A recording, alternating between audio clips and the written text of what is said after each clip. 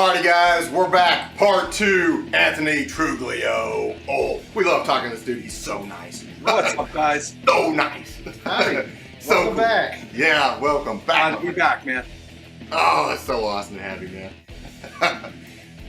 Future Liege Lord, what you got, my brother? Future of Liege Lord is we're demoing songs right now. We've been taking us a while, but we probably have almost 2 hours worth of material. So we're slowly doing all like demos of them. Our singer Joe is starting to sing on all test the lyrics out. So hopefully we'll get something out this year. I'm hoping it's a different situation. Like I'm used to being in a band with everybody locally, and you go to a rehearsal studio and everyone is, Joe's in Florida. The closest one to me is Matt, who's about a half hour, 45 minutes, and Van is in upstate New York.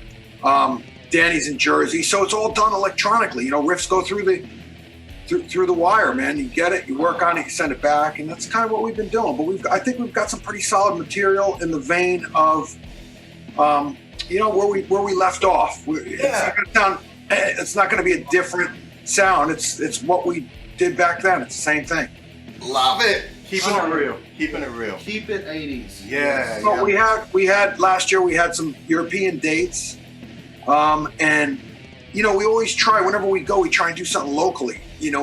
But what happened, and I don't. We're booked at some of these festivals in Europe again this year, but who knows what's going to go down? I don't know if large gatherings, maybe if these vaccines start getting out quicker, things can happen. But I got to tell you, man, I don't foresee it. I don't foresee like playing, live for maybe looking at 2022, maybe. I don't know. What do you guys? How do you guys feel about that? What are you seeing?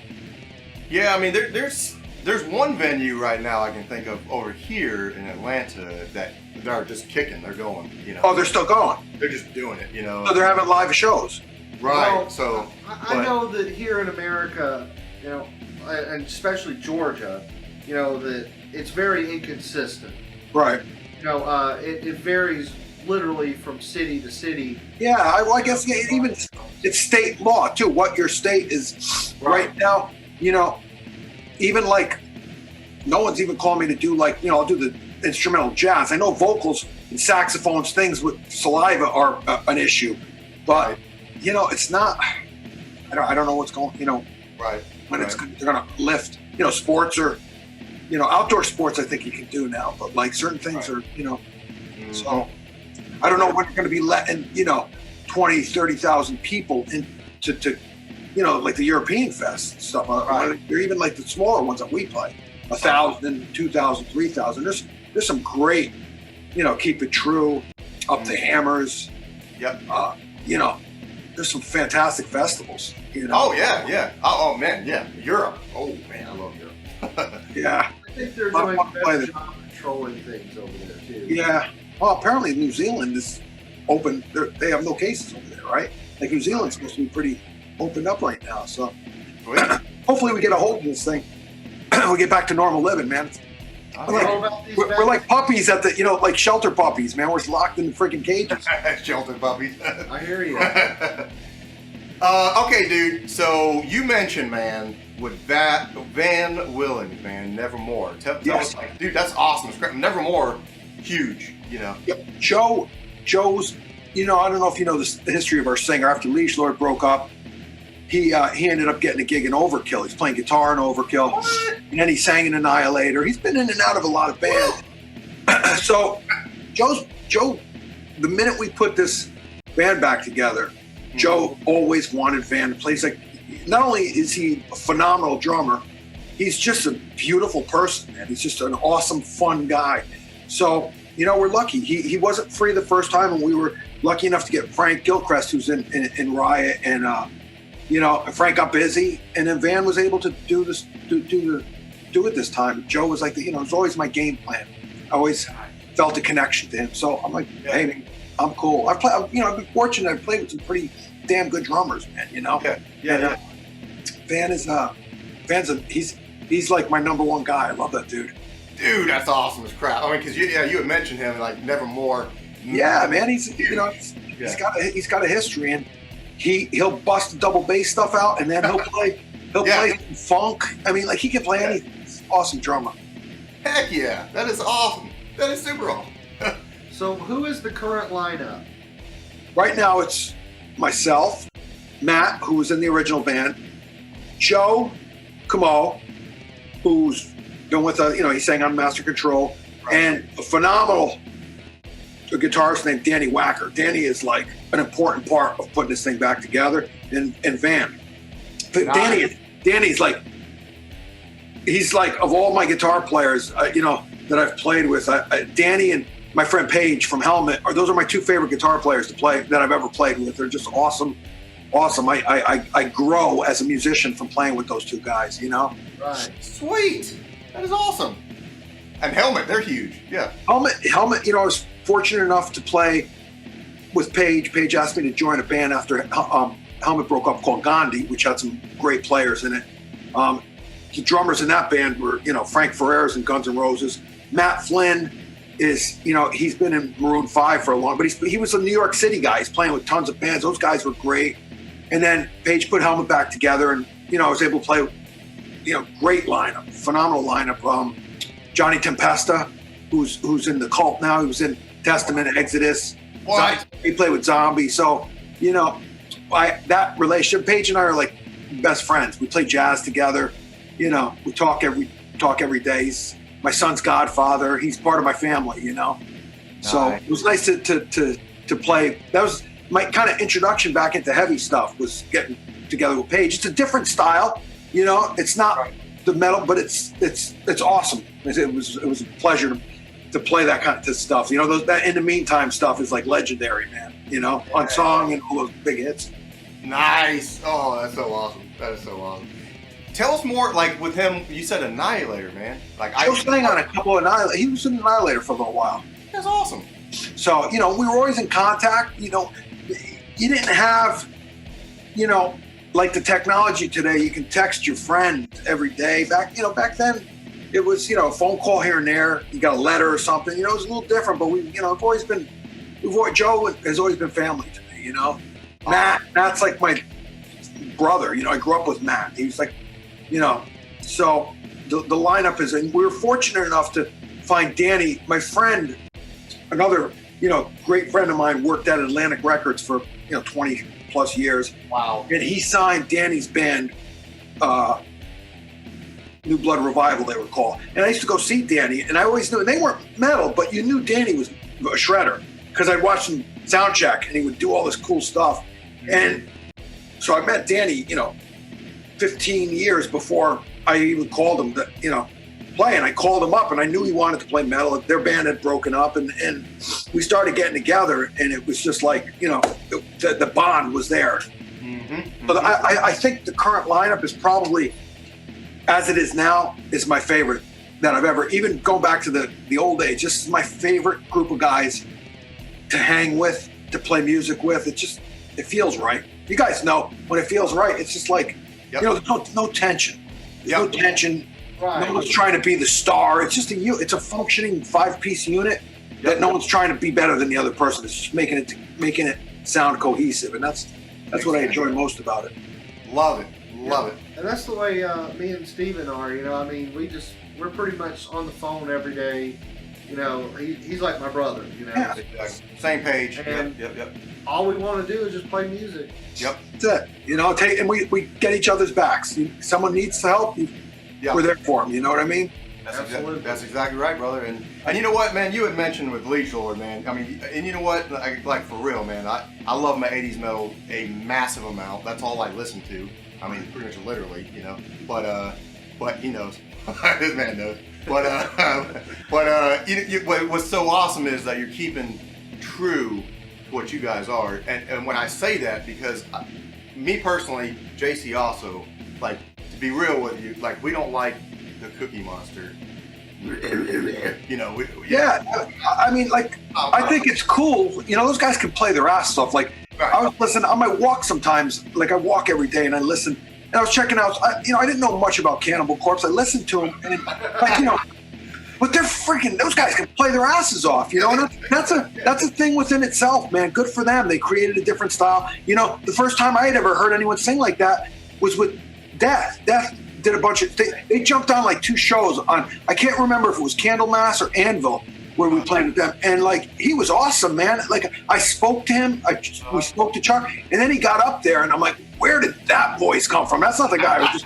And I was like, hey, man, more power to you, dude. And I feel like he kind of helped create that genre, you know?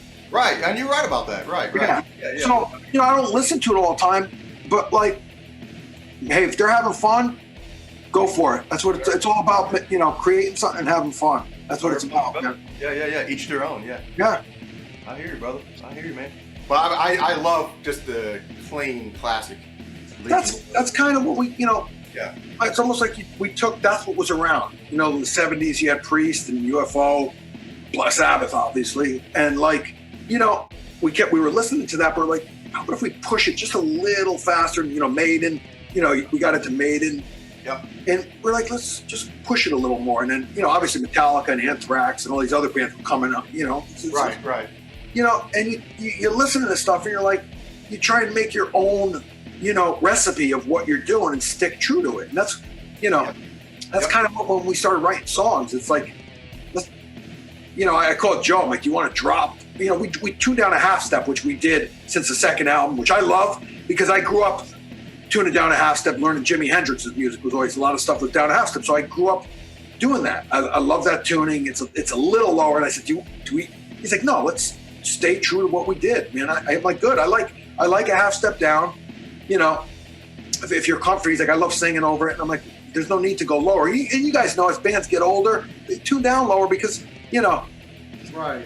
Obviously, you know, a 50-something-year-old plus singer might be, you know, even AC/DC, who I love, they come down a little because, you know, you're in your 60s. It's hard. Our voices get deeper as we get older, right? So it makes it a little easier, but the songs are still the same as long as the feel. I mean, I got that new AC/DC CD. Sounds like AC/DC, regardless of what tuning they're in, you know?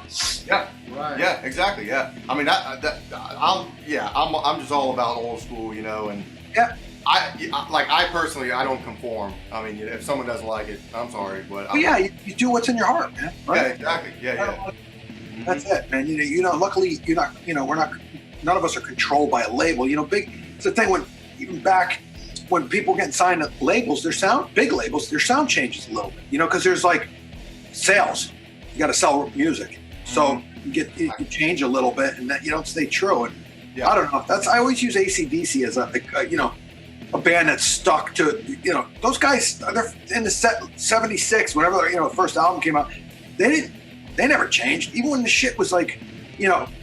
Even Maiden stayed true to who they were. You know, in the 90s, those guys were playing small venues, but they didn't change. They kept, and then they came back around. You know what I mean? Yep. So, you know, Priest here and there, as much as I'm a fan of my favorite Judas Priest is the 70s stuff. I love Stained Class, Sin After Sin, Hellbent for Leather. You know, they put Turbo and a couple things, even Point of Entry. You're starting to hear stuff. It's like, all right, you're trying to get radio play in America, and they changed a little bit. And they kind of lost me for a little while with some of those records, you know.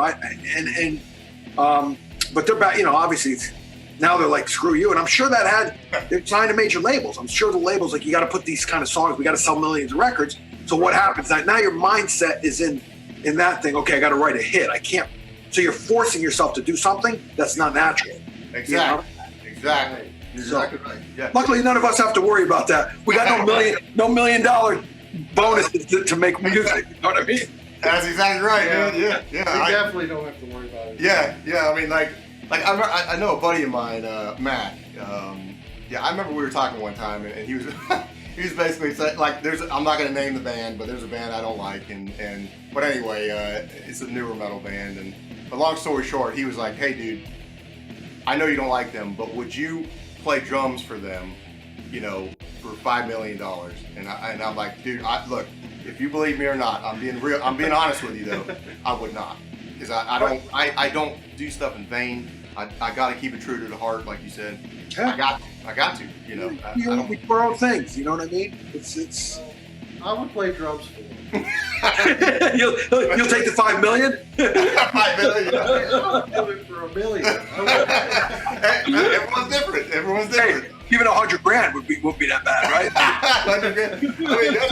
I mean, that's who I am. Like, I really, like, some people might not believe me. I'm being for real. I would not do it. But yeah, I mean, but everyone's different, you know. You know, Steven, if you're happy, you know, sometimes millions of dollars makes people's lives worse. You know what I mean? It's you know, would it be nice to be able to sit and play guitar and practice all day and have your bills paid? Yes, but some people say more money, more problems. I don't know.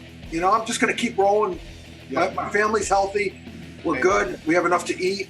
Yeah. I'm thankful for that. You know, I got my guitars, my pedals, my amps. I got all my toys I need. My kids have everything they need. My wife has everything she needs. You know, it's all good. Yeah, life's good. Yeah. Oh yeah, I'm grateful. Yeah, exactly, brother. Well, now tell me, what kind of equipment are you rocking nowadays? That's good. I'm fortunate. I've got a little bit of an addiction to gear. I love gear. So I've been playing the same amplifiers. I've obviously got, I got my own Marshall that I recorded those Liege Lord albums with, but I hooked up with a company 20 plus years ago, and I think they make the best amplifiers in the world. They're called Fryette. They used to be called VHT, and VHT changed. Stephen Fryette is the owner of the company, and he changed it to his last name, called Fryette. I have quite a few of his amps. I just think they're the shit. They're built like, I mean, you can throw them down steps and they'll still fire up. It's an acquired gain. You can hear all 6 strings in its most distorted manner. I love that. That's my favorite amp in the world. I have a couple Fryettes. I've got a CLX and a SIG-X that I love. They're just my favorite thing in the world. You guys check them out later. Go on. You can find videos on YouTube. What's that? Do you have one nearby? You can kind of just show it in the camera? Or? I got a stack here, and I had to give my dog a bath yesterday. I don't want to lift anything too heavy. I'll take some pictures. Let me send you some pictures. Yeah, you know, like I had to take the dog out of the bathtub, and I felt a little pop. So, but I have a studio that I have all the high gain stuff, the stacks. You know, I use cabinets, Fryette cabinets. So that's my primary amplification. I don't have a lot of stuff here. I got a mini, one of those lunchbox EVH stuff. I've got some EVH stuff because my dear friend Mike Tempesta is the artist relations guy there, and he's an awesome guitar player. He's sent me a couple things. Guitar wise, I've got a little bit of an addiction. I got about 7 or 8 here. I've got this is actually cool. This guitar is an ESP. This belongs to my friend Paige from Helmet, and this was made for him when he played with David Bowie. He did it 6 months. He was with David Bowie after Helmet broke up, and he leaves some of his guitars here, and I love this thing. DiMarzio pickups. I'm a huge fan of DiMarzio pickups. My friend Kevin owns a company called Godlike. They do Maxon pedals. He makes his own. The Voodoo Lab stuff. I don't know if you guys ever seen the Voodoo Lab stuff. That stuff is like, that's pretty much. I like to support my friends who have companies, and that's guitar wise. I've got some Nash, Music Man. I've got some Charvels, some EVHs, hand built stuff by my friend Stefan DePergo. He makes great shit out of New Hampshire. Nice. So that's a little bit of my my addiction. I love gear, man. I get excited when I see gear. Ooh. Oh, me too. I hear you, brother. And we'll definitely check them out, like you said. Yeah, we'll definitely check them out. Yeah. Cool. So is the Fryette one of the amps that you're using in the new album? Yes, I've been using that exclusively. Like even their lower gain, I have some little lower gain stuff. Fryette. Also, there was an old company in the '60s called Sound City, which was like an offshoot of the company Hiwa. I use that for clean stuff. And their heads they also make some cool high gain heads. Just something I loved. You're walking in that era of walking down the roads, and you've got Mike Soldano, these guys that started these boutique companies. Obviously we had Marshall, but then you had this era where the Fryette stuff's been around for a long time. A lot of guys have bought. He makes power amps like Eddie, Steve Vai. Everyone has purchase power amps from Stevie, and he started making these heads, and I was fortunate enough. My friend had a store and he had all this stuff, and I played through the Fryette stuff, and I was like, yes, this is what I wanted my Marshall to do it, and it didn't do it, but this is doing it. And I've been married to those amps for ever since, you know. Nice. All right, we're gonna have to check those out. Oh yeah. Now, they are too, right? Oh, 100%. Awesome. There's quite a few in the line. You know, there's tons of people, great players, using them on YouTube. Check them out. It's Fryette, Fryette amp, and you'll see some things. There is the VHT name is under. They make different amps, but the old VHT are the ones that I use. Not like the newer VHT. It's I think they're made in China. The Fryette stuff's all built in California. It's awesome stuff. Cool. Awesome. Cool, man. Like, all right, tell us, man. If you had to choose any new metal band, as far as like any subgenre of metal, what's your favorite, like, nowadays? You guys are going to probably hate this answer, but I don't know. I mean, I love your stuff. I don't know that much new stuff. I mean, like new. I just the new Armored Saint. You know, the new Faith Warning. That's new metal. I guess that's not. I know. I look to all the old school guys to put stuff out. You know, I don't know a ton of. You know, I've listened to stuff. You know, I was the artist relations guy for this amp when it was called VHT, and I got that whole genre, like Unearth, Kill Switch, Engage, like those guys are all great, man. You know, but you know, I don't know, like, so who's like a new band you guys like? I'm just curious. I hear you, man. I mean, and see, that's the thing. Like you said, see, we're all on the same page, big time. I still keep it old school mindset, you know. So if it's a new band, they're gonna sound old school. You know what I mean? Yeah, exactly. I mean, like for instance, we're all, of course, sorry to hear with Children of Bodom, you know, with him dying. Awful. You know, I'm aware. I listen to them, and you know, great player. Right. Exactly. You know, it just makes you, you know, younger than me. I'm 54. It just makes you, every day's precious, man. You know. Right. Exactly. Yeah. So I would actually say more like Children of Bodom, but I love the music. But I mean, singing, you know, I don't care for the Cookie Monster stuff, but you know, but it's still old school style. Paladin. Yeah, I mean, you know them. You know. Yeah. It'd probably be something, you know, like that. Yeah. I tend to like a lot of the new power metal bands that are out right now. Yes, power metal. Yeah, that's basically the genre I'm listening to the most. That and symphonic metal. Right. Yep. Like a Nightwish. Or Nightwish. Yeah. They're, you know, that I got, you know, introduced to that stuff going to Europe. You know, some of these bands we play with do that stuff, and it's, I mean, there's some great musicians out there, man. You know what I mean? Playing that stuff. That stuff's not easy to play, man. Right. Exactly, man. Exactly. Yeah. Like he loves Nightwish and all the symphonic, and I have total respect for all that because it's talent. My God, you know. No, they're good players, man. I'll sit and watch them. Wow. Yeah. These guys work hard, man. It's a lot.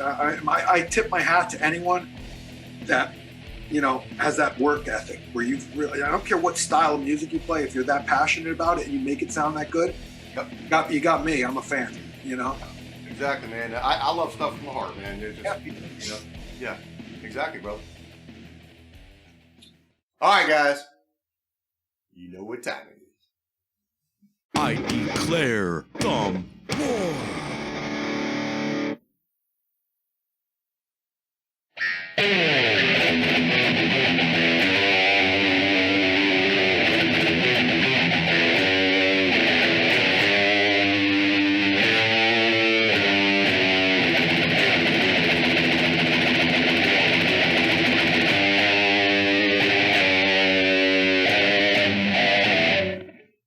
All right, brother. What you got, my friend?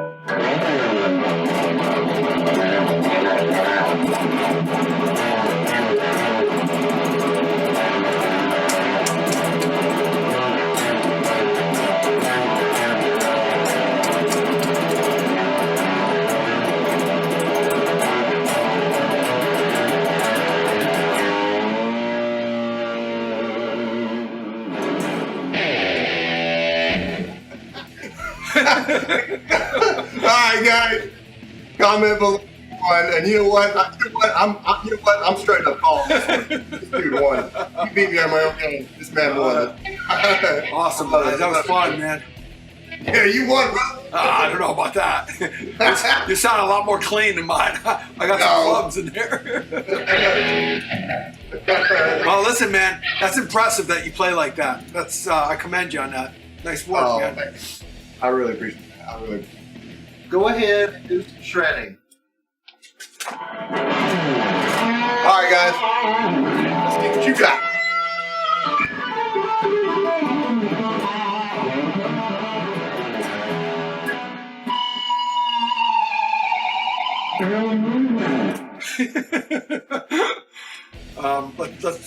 We'll be in touch. I'll keep you posted, Steve. I'll text you as the new music starts coming along, and it's great. I made 2 great friends. Oh man, thank you, brother. Dude, and like Jacy and I, for real, like it is beyond an honor to have you, man. Thank you for having me. Thanks for being a part of the Liege Lord family. I appreciate that. Absolutely, man. Such an honor, brother. And you know what? Man. Thank you, brother. Thank you, brother. Have a good one, man. Be in touch, Steve. All right, brother. Jacy. The Henry-Kern Show would like to thank our friends Kruse Effects, Slip Check Records, Pick World Guitar Picks, and of course, Nebulous Music Studios in Royston, Georgia.